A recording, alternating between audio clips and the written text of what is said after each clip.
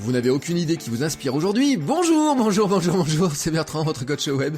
Bienvenue dans ce nouvel épisode du podcast, épisode 458. Bon, j'espère que vous avez la forme, la patate, de l'énergie, et surtout que vous êtes bien réveillés sans moi. Bah oui, parce que si vous attendez mon petit bonjour du matin pour bien vous énergiser, vous dynamiser, etc., ce matin c'est loupé.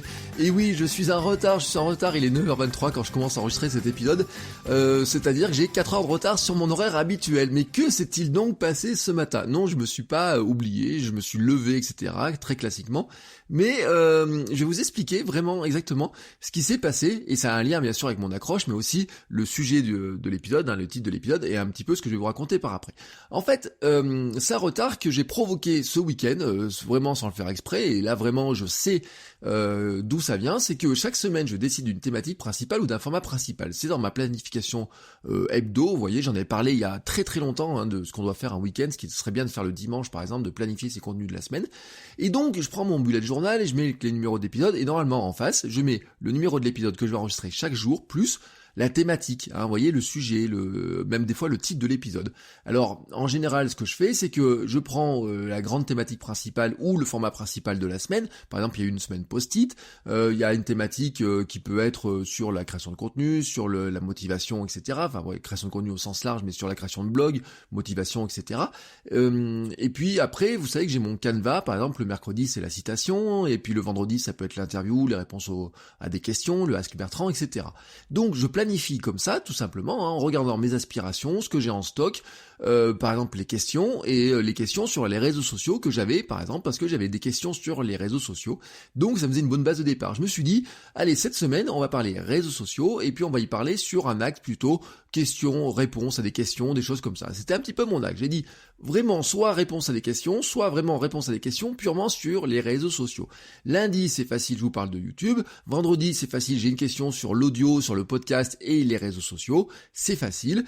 Et puis après, reste la question à se dire, comment je fais pour remplir le reste? Et là, l'erreur que j'ai faite dimanche, c'est que au lieu de commencer à remplir le reste, je l'ai laissé en friche. Voilà, je l'ai laissé en friche. Et donc, je me suis dit, ça va venir tranquillement, lundi, je vais finir de ma planification. Sauf qu'en fait, c'est un sujet qui ne m'inspire pas du tout en ce moment, les réseaux sociaux. C'est pas que j'y ne suis pas, j'ai même, si vous regardez un petit peu, j'ai relancé le compte Instagram, votre coach web.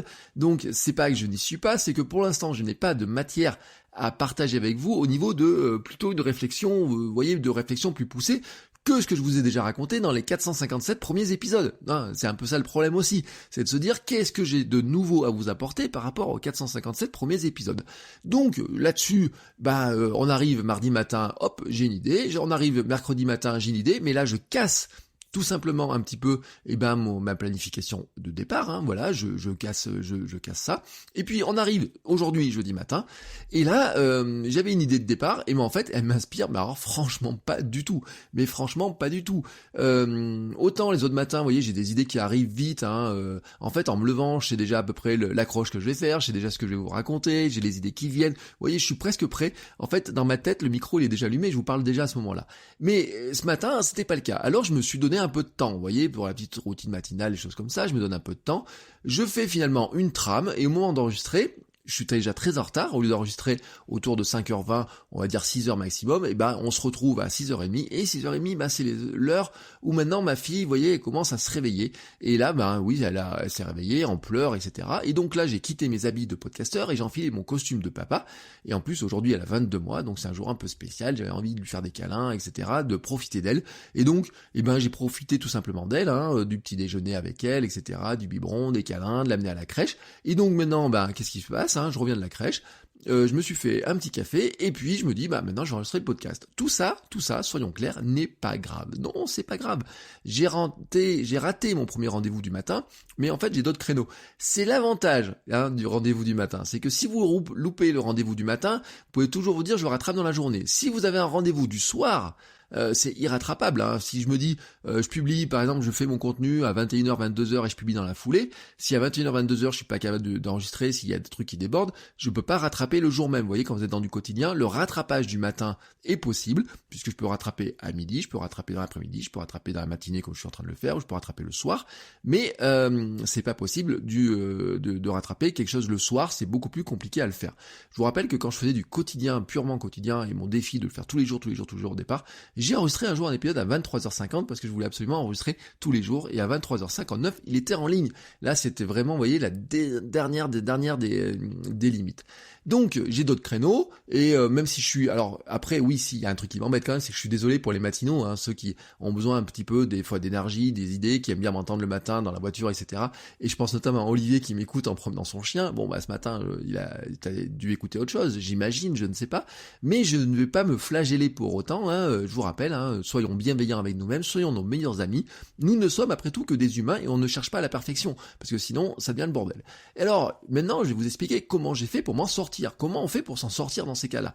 Parce que c'est vraiment le véritable objet de cet épisode, c'était de vous raconter ça. C'est-à-dire que la trame que j'ai commencé à écrire là autour de 6h30, vous voyez, dans ces zones-là, en fait, c'était une trame de vous dire comment on fait pour se sortir de situations où finalement nos sujets ne nous inspirent pas. Alors je vous ai trouvé 5 idées, voilà, c'est 5 idées qui peuvent vous aider si vous vous sentez un petit peu, vous voyez, en manque d'idées. 5 petites solutions, comme ça, vous n'avez pas trop des petites astuces. Alors la première, bien sûr, c'est de sortir votre carnet à idées. Oui, vous savez, je vous ai toujours dit qu'il faut avoir un carnet à idées. Il sert justement dans cette situation-là. Vous notez dedans les idées que vous avez, quand vous les avez, justement au moment où vous les avez, pour en avoir un stock quand vous n'avez pas d'idées. Voilà, tout simplement. Quand vous avez des idées, vous les notez, et quand vous manquez d'idées, vous allez piocher à l'intérieur. Ça veut pas dire que toutes les idées sont bonnes, ça veut pas dire que toutes les idées vous inspirent, mais si vous avez 200 idées dans votre carnet d'idées, il y en a bien une qui va finir par ressortir. Vous voyez, il y a bien un truc qui va finir par vous parler. Bon, si ça vous parle pas, deuxième astuce. Vous prenez un livre que vous avez lu. Vous allez dans votre bibliothèque, vous prenez un livre, ou dans votre liseuse, vous prenez un livre que vous avez lu. C'est une tactique que j'utilise très très souvent. Je prends un livre comme ça, et je l'ouvre à n'importe quelle page. Comme je l'ai lu, de toute façon, j'ai lu la page. Des fois, il y a des petites notes, des fois, il peut y avoir des petites pages cornées, des choses comme ça. Des fois, c'est des passages qui sont stabilotés, mais stabilotés dans la liseuse, hein, je sais pas comment on dit ça, surlignés, vous voyez, surlignés, oui, on dit. Et donc, je reprends, en fait, les idées que m'inspire ce livre, vont remonter naturellement, puisque je l'ai lu il y a des fois plusieurs mois, voire plusieurs années, donc ça va m'inspirer certaines choses, ça va remonter. Ça marche pas avec les livres que vous n'avez pas lus, hein. Ne cherchez pas cette astuce-là avec un livre que vous n'avez pas lu, parce que vous seriez d'abord obligé de le lire, et là, c'est un peu compliqué. Non, vous prenez un livre que vous avez lu, et petit à petit, juste en le feuilletant, les idées vont revenir. Ah oui, c'est vrai qu'il a parlé de ça. Ah tiens, c'est vrai qu'il a parlé de ça, c'est intéressant, etc. Et dessus, ces idées qui remontent, vous les captez, vous dites, je peux raconter quelque chose à leur sujet. Qu'est-ce que j'en ai fait? J'ai lu ce livre il y a 3 mois, qu'est-ce que j'en ai fait depuis? J'ai lu ce livre il y a 6 mois, mais finalement j'en ai rien fait. J'ai appliqué l'idée, voici l'effet que ça a eu vraiment, voici comment je me suis approprié l'idée pour en faire quelque chose de neuf, voici comment j'ai mixé l'idée de ce livre-là avec un autre livre, voici comment ce livre-là m'a inspiré à lire un autre livre qui m'a lui-même inspiré une autre action, etc. Enfin, vous voyez, vous pouvez broder tant que vous voulez à partir de, des fois, un simple mot qui est dans le livre. Sur mon bureau, là, par exemple, j'ai un livre de Seth Godin. Dedans, j'ai commencé à le feuilleter ce matin, j'ai dit, tiens, il y a un truc intéressant. Bon, il m'inspirait pas non plus. Ouais, hop, j'ai dit, allez, je prends ma troisième astuce. Troisième astuce, c'est aller faire un tour dans les groupes Facebook et sur Reddit. Alors là, c'est une très bonne astuce. C'est-à-dire que, je vous en reparlerai quand on parlera du persona, du client idéal. Je vous conseille de vous abonner à des groupes Facebook sur vos thématiques, un endroit où vous avez votre audience potentielle qui est là-dedans et qui pose des questions, qui a des problématiques, etc. Vous lisez beaucoup de questions dans ces groupes-là, et puis les gens font part de leurs problèmes, et puis vous regardez un petit peu, et prenez l'habitude d'enregistrer ces questions dans votre carnet à idées, tout simplement. Moi, ce que je fais, mon carnet à idées, maintenant, il est sur Evernote, je prends une copie d'écran directement, et hop, j'enregistre ça dans Evernote. Et ça me donne la question, mais aussi la tournure des mots. Vous voyez précisément quels sont les mots qui ont été utilisés, etc. C'est très intéressant. Vous pouvez le faire aussi sur Reddit. Alors sur Reddit, vous aurez moins sur les mots mais plus sur les idées. Sur Reddit, l'avantage c'est que ce sont des questions qui viennent du monde entier, vous avez des questions en anglais, etc. Beaucoup, c'est pour ça que vous avez moins le choix des mots, même si vous avez des Reddit français. Mais si vous êtes sur des groupes Facebook, qui soient français notamment, vous avez en plus le vocabulaire utilisé vraiment par votre audience, et ça c'est intéressant. Bon, ce matin j'ai fait mon tour des groupes Facebook, je fais mon petit tour de Reddit, etc. Et puis vous voyez, mais en fait c'est le sujet de fond qui m'inspirait pas plus que ça. Donc je me dis, allez, je passe à une autre idée. Alors ma quatrième astuce, c'est de dire, je vais sur YouTube. Et je regarde pas des vidéos sur YouTube, non, je prends les créateurs. Donc vous prenez des créateurs connus ou des chaînes thématiques, des thématiques que vous connaissez, vous faites une recherche, ou je sais pas comment vous faites, mais par exemple vous prenez un créateur connu dans votre thématique ou dans une thématique annexe ou un créateur que vous aimez bien. Et puis vous savez comment ils abordent les sujets, vous avez l'habitude des questions, des points particuliers qu'ils abordent, comment ils tournent les choses, etc. Ne regardez que les titres. Voilà, vous regardez pas les vidéos, vous ne regardez que les titres. Si vous regardez les vidéos, d'une part vous allez perdre du temps. Des fois les vidéos sont longues, et en plus, vous risquez de vous retrouver à reproduire les idées qu'il est en train de donner, en vous dire ah oui c'est vrai qu'il a raison, et finalement à faire la copie d'un contenu d'un créateur existant, alors que finalement vous cherchez surtout à faire un contenu qui soit vraiment le vôtre. Donc ne regardez que les titres, vous regardez les titres, etc. Vous regardez un petit peu comment il a tourné son truc, etc. Vous pouvez regarder limite les notes dedans, des notes de la vidéo. Vous pouvez regarder peut-être les commentaires s'il y en a, voir s'il y a des gens qui font des petits rebonds, vous voyez là-dessus. Mais ça vous donne vraiment quelque chose qui est intéressant, c'est que vous dites, bah tiens, lui dans cette thématique-là, dans cette thématique qui est assez proche de la mienne, il a abordé ce point-là. C'est vrai que ça me fait réfléchir. C'est vrai que j'ai des idées aussi moi à apporter là-dessus. Je sais pas ce qu'il raconte et à la limite je m'en fous. Mais par contre, je vais traiter le même sujet, mais avec ma vision à moi. Et sans l'écouter lui, parce que comme ça évite que finalement je reproduis ce qu'il fait. Vous voyez, ça c'était ma 4e astuce. YouTube est un très bon ami dans ce cadre-là. Bon, bah là, ça a pas très bien marché. Ce matin, franchement, j'ai regardé, etc. Je dis, ouais, bof, etc. Puis ça m'a monté que des trucs ce matin. C'était, Instagram est mort en 2020, etc.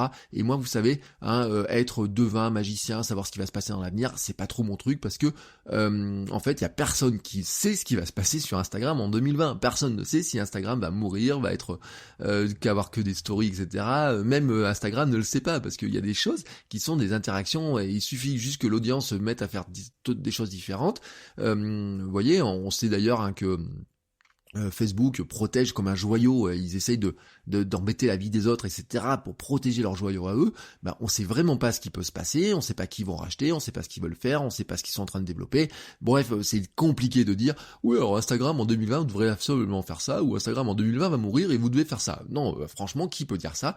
Donc, vous voyez, ce genre de sujet, j'ai éliminé. Alors, qu'est-ce qui reste là-dedans? Non, on dit on prend les anciens contenus, voilà, 5e astuce, vous regardez vos anciens contenus et vous faites un rebond. Oui, en fait, vous dites, vous avez produit un contenu sur un sujet il y a quelques mois ou quelques années, voilà, et puis vous regardez comment vous avez évolué depuis. Alors là, vous regardez qu'est-ce que vous racontez à l'époque, qu'est-ce que vous faites maintenant, qu'est-ce qui s'est modifié, qu'est-ce qui a changé, est-ce que vous avez progressé, est-ce que vous fêtes toujours la même chose, ou est-ce que vous avez changé. Par exemple, je pourrais faire un épisode sur ma routine matinale il y a 2 ans et ma routine matinale de maintenant, mes rituels qui ont changé.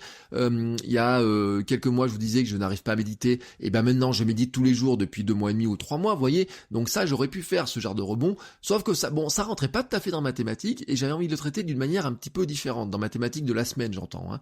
J'avais envie de le faire d'une manière un petit peu différente, etc. Et donc, ça m'inspirait pas. J'ai pas envie de vous parler de méditation ce matin, j'ai pas envie de vous parler de mes rituels, etc. Surtout que j'ai fait un lead magnet sur le sujet, donc je vous mettrai juste le lien, comme ça vous pouvez le télécharger, je vais mettre le lien sur le site. Je fais un lead magnet sur mes rituels du matin, je vais faire un épisode plus le lead magnet, etc., qui va se redire, etc. Vous voyez, là-dedans, dans cette histoire-là, si vous voulez mes rituels du matin, je vous mettrai le lien dans les notes de l'épisode, et vous aurez mes rituels du matin. Donc je voulais pas faire un épisode là-dessus. Mais j'aurais fait plein de rebonds, je pouvais faire plein de rebonds. Prendre par exemple l'épisode, je sais pas, je fais 458 moins 400, on arrive à l'épisode 58, je sais pas de quoi parle l'épisode 58, mais j'aurais pu faire un rebond sur l'épisode 58. Je dis ça au hasard, vous voyez, vous prenez un dé, par exemple, quand vous avez autant d'épisodes que moi, vous prenez un dé, vous dites, bon tiens, je tire, ça fait un 6, ensuite je vais multiplier par le prochain chiffre que ça sort, tiens, ça fait 5, ça fait 30, qu'est-ce que j'ai raconté dans l'épisode 30? Ah oui, tiens, ça fait un bon rebond. Vous voyez, vous pouvez le faire comme ça peut être une astuce, vous pouvez le faire comme ça. Bon, ce matin, ça marchait pas. Alors, qu'est-ce qui reste? C'est ma 6e astuce, la petite astuce bonus. Oui, je vous ai dit, j'en avais que 5, mais en fait, il y en a une 6e. C'est raconter votre histoire du jour. Je vous ai toujours dit que tout est racontable. Vous pouvez tout raconter, mais vraiment tout raconter. Et justement, vous pointez une difficulté du jour, du moment. Qu'est-ce qui vous empêche d'avancer? Quelles sont vos difficultés? Quelles sont vos problématiques, etc. Et vous pouvez être certain qu'il y a des gens qui vont se reconnaître dans cette problématique, dans cette difficulté. Certains dans votre audience vont être rassurés aussi par le fait de vous dire, ah tiens, ça me rassure. Moi j'ai du mal à trouver des idées, et Bertrand il a du mal à trouver une idée, alors qu'on a l'impression qu'il trouvait des idées à la minute depuis 450 épisodes. Oui, voilà, peut-être, vous faites partie des gens qui sont rassurés par le fait qu'aujourd'hui j'étais un petit peu en manque d'idées ou pas inspiré par mes idées. Peut-être vous ferez partie des gens, vous allez prendre mes astuces en disant, tiens, c'est intéressant. Voilà, c'est tout simplement en racontant cette histoire-là. Comment vous faites quelle est votre difficulté, quelle est votre histoire, comment vous l'avez vécu, comment vous le traitez, comment vous faites pour résoudre ce problème-là en général. Moi, je vous ai donné mes 5 astuces, parce qu'il y a eu d'autres matins, soyons honnêtes, il y a d'autres matins où j'ai eu un manque d'inspiration, un manque d'idées, il y a des semaines où je sais pas trop de quoi parler, etc. Je démarre ces 5 astuces-là, et vraiment, quand j'en ai pas, je vais vous donner la 6e, c'est de pointer une petite aventure qui vous est arrivée. C'est pour ça que c'est important, vous avez votre carnet à idées, vous avez aussi votre carnet à histoire, les petites histoires, etc. C'est des choses qui sont importantes importantes. Par exemple, l'autre jour, j'ai noté que en changeant juste de chemin, quand je rentrais d'aller chercher du pain, j'ai trouvé un billet de 10 euros par terre. Je vous en ai pas raconté jusqu'à maintenant, je l'ai pas utilisé, mais peut-être, hein, dedans, j'ai mis quelques notes, peut-être un jour ça servira pour faire un nouvel épisode, et tout simplement parce que ça fait de la matière qui va s'agréger avec d'autres bouts de matière, etc. Et peut-être ça fera un épisode sur la chance, comment on provoque la chance, ou je sais pas quoi, vous voyez, on peut imaginer plein de choses. Mais ce qui est intéressant pour vous, c'est que ces petites histoires, vous regardez comment vous faites, qu'est-ce qui vous est arrivé, qu'est-ce que vous en tirez comme bilan finalement, comment vous avez fait pour passer par-dessus cette difficulté, par-dessus ce moment qui pouvait être difficile, mais aussi ce moment nouveau. Par exemple, ça peut être pour la première fois vous êtes monté sur scène pour faire une conférence ou un TEDx ou je sais pas quoi. Comment vous avez fait pour gérer votre stress, comment vous avez fait pour gérer ça. Vous avez fait pour la première fois une photo de concert, comment vous avez fait pour gérer ça, comment vous avez fait, quelles sont les nouvelles choses que vous avez découvertes.